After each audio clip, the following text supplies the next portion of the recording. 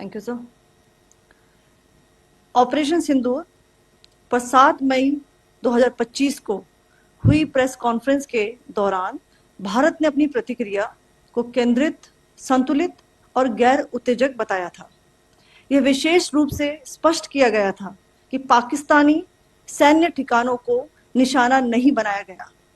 साथ ही दोहराया गया कि भारत में किसी भी सैन्य लक्ष्य पर हमले का उचित जवाब दिया जाएगा। 7 से 8 मई 2025 की रात को पाकिस्तान ने उत्तरी और पश्चिमी भारत में स्थित कई सैन्य ठिकानों को, जैसे कि अवंतीपुरा, श्रीनगर, जम्मू, पठानकोट, अमृतसर, कपूरथला, जालंधर, लुधियाना, आदमपुर, भटिंडा, चंडीगढ़, नाल, फलौदी, उत्तरलाई और भुज पर ड्रोन और मिसाइलों से हमला करने का प्रयास किया। इन हमलों को इंटीग्रेटेड काउंटर यूएस ग्रिड और वायु रक्षा प्रणालियों द्वारा निष्क्रिय कर दिया गया। इन हमलों का मलबा कई स्थानों से बरामद हुआ, जो कि पाकिस्तानी हमलों का प्रमाण है। On the night of 7th May 2025, Pakistan attempted to engage a number of military targets in northern and western India using drones and missiles. These places included Avantipura, Srinagar, Jammu, Pathankot, Amritsar, Kapurthala, Nal, Jalandhar, Ludhiana, Adampur, Bhatinda, Chandigarh, Falodi, Uttarlai, and Bhuj. These were neutralized by the integrated counter unmanned aerial system and other air defense systems. The debris of these attacks is now being recovered from a number of locations that prove the Pakistani attacks. आज सुबह भारतीय सशस्त्र बलों ने पाकिस्तान के कई स्थानों पर वायु रक्षा रडार और प्रणालियों को निशाना बनाया। भारत की प्रतिक्रिया समान क्षेत्र में समान तीव्रता के साथ की गई। यह विश्वसनीय रूप से ज्ञात हुआ कि लाहौर में स्थित एक वायु रक्षा प्रणाली को निष्क्रिय कर दिया गया। Today morning, Indian Armed Forces targeted air defense radars and systems at a number of locations in Pakistan. Indian response has been in the same domain with the same intensity as Pakistan. It has been reliably learnt that an air defense system at Lahore has been neutralized. Pakistan ने नियंत्रण रेखा पर आकरण गोलीबारी की तीव्रता बढ़ा दी है, जिसमें कुपवाड़ा, बारामूला, उरी, पुंछ, मेंढर और राजौरी क्षेत्रों में मोर्टार और भारी तोपखाने का इस्तेमाल किया जा रहा है। Pakistan has increased the intensity of its unprovoked firing across the line of control using mortar and heavy calibre artilleries in areas in Kupwara, Baramulla, Uri, Poonch, Mendhar and Rajouri sectors in Jammu and Kashmir. 16 innocent lives have been lost, including 3 women and 5 children, due to the Pakistani firing. Here too, India was compelled to respond to bring mortar and artillery fire from Pakistan to a halt. Indian Armed Forces reiterate their commitment to non-escalation, provided it is respected by the Pakistan military. Jai Hind.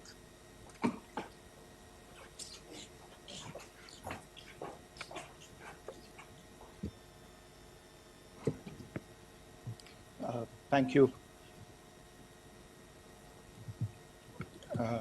Friends, this is, as I said, further to the briefing that was provided yesterday and some of the updates that have been just provided by Colonel Qureshi and Wing Commander Singh.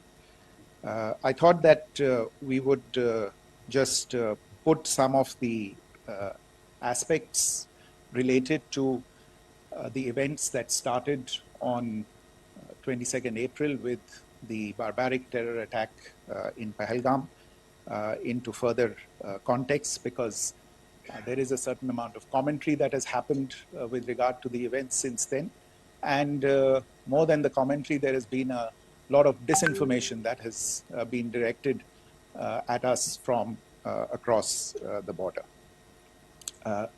So a few things that I would like you to keep in mind. First of all, there is mention on all sides of escalation. I think the first point that you have to keep in mind is the attack of 22nd April in Pahalgam is the original escalation. ये जो सिलसिला है जो हम देख रहे हैं आज की घटनाओं को लेके, ये 22 अप्रैल के पहलगाम के हमले से शुरू हुआ है. एस्केलेशन वहां पे हुआ है और उस एस्केलेशन का जवाब भारतीय सेना ने, भारतीय फौज ने कल अपने एक्शन से दिया है. Secondly, I want to invite your attention to the involvement of the group calling itself the Resistance Front in these attacks. I pointed this out yesterday that this is a group that is a known front for the well-known Pakistan-based terrorist organization, Lashkar-e-Taiba. The group has been reported earlier. I mentioned to you about the Indian authorities providing information to the UN 1267 Sanctions Monitoring Committee. In fact, we are going to be meeting with the team again very soon, and we will be providing an update to the information that we have provided earlier. But what is interesting, दिलचस्प बात यह है कि संयुक्त राष्ट्र की सुरक्षा समिति में जब पहलगाम के हमले को लेके एक प्रेस वक्तव्य जारी करने की बात चल रही थी, तो आप सोचिए किस देश ने टीआरएफ का, द रेजिस्टेंस फ्रंट का उसमें मेंशन किया जाना, उसको अपोज किया, पाकिस्तान ने. This was after the fact that the TRF claimed responsibility for this attack not once but twice within a few hours after the incident on the 22nd of April, and then again on the morning of 23rd April. And it is perhaps only after the full gravity of the incident was realized by its masters and handlers across the border that it was managed to back off from this claim. Obviously, that retraction doesn't convince anybody. तीसरी चीज जो मैं आपसे कहना चाह रहा था, और कर्नल कुरैशी और विंग कमांडर सिंह ने कल भी बड़े स्पष्ट शब्दों में और आज भी आपसे ये बात साझा की है. जो भारतीय रिस्पॉन्स है वो नॉन एस्केलेटरी है, प्रिसाइज है, सटीक है, मेजर्ड है और कंसिडर्ड है. Our intention has not been to escalate matters. We are only responding to the original escalation, as I said, and our response has been targeted, precise, controlled and measured. Only no military targets have been selected. Only terrorist infrastructure in Pakistan has been hit. Now, there are, as I said, a number of issues that have been raised in commentaries, and there's a lot of, as I said, unfounded disinformation and fabrication that has come from across the border. And I would just like to use this opportunity to set the record straight on some of these issues. The first of these is Pakistan trying to wash its hands off any and all involvement with terrorism. I think the Pakistani information minister said there are no terrorists in Pakistan. And I think he was challenged on that in the television program that he was appearing on. But even if I partially repeat myself from yesterday, I think Pakistan's reputation as the epicenter of global terrorism is rooted in a number of instances where concrete evidence is available, not just to India, but to governments and authorities and agencies around the world. There are several terrorist attacks around the world where Pakistani fingerprints have been found. I don't need to belabor the point with regard to this audience about where Osama bin Laden was found and who called him a martyr. Pakistan has also for decades pursued cross-border terrorism into India with impunity. And as I said yesterday also, in order to deliberately mislead the international community, they claimed that the terrorist Sajid Mir was dead. They came under pressure, and Sajid Mir was then brought back to life, arrested, and is now apparently in Pakistani custody. Pakistan is also home to a very large number of UN proscribed as well as UN proscribed terrorists, as well as terrorists proscribed by a number of other governments in the world, including, of course, the Lashkar-e-Taiba and the Jaish-e-Mohammed, as well as their leaders, Masood Azhar and Hafiz Mohammed Saeed. आपने देखा होगा हाल ही में पिछले ही कुछ दिनों में पाकिस्तान के रक्षा मंत्री और उनके पूर्व विदेश मंत्री दोनों ने इस बात को माना है कि पाकिस्तान का ऐसे ग्रुप्स के साथ जो रिश्ता है वो क्या रहा है. Both the defense minister and the former foreign minister of Pakistan, I think they've done a more eloquent job of this than I could ever do in terms of describing their country's implication in international terrorism and their involvement in housing these kinds of groups.